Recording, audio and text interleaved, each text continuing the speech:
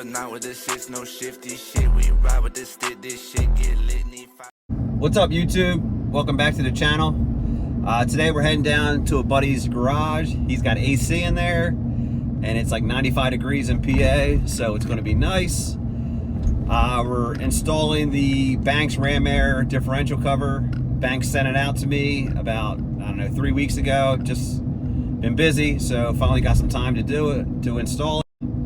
Thanks to them for sending everything out to me to review for the channel. Let's get into the video. All right, this is what it comes with. All your gaskets, all your bolts. Get it out. Blue Loctite. We'll get started.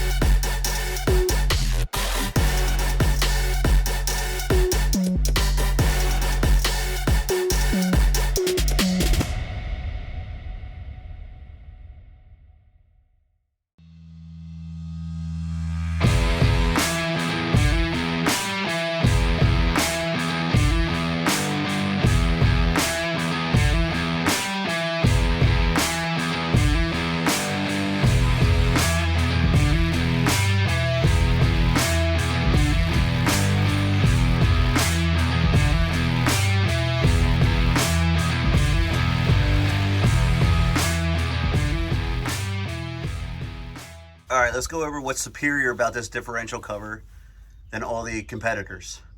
Number one, it actually cools your differential, your rear.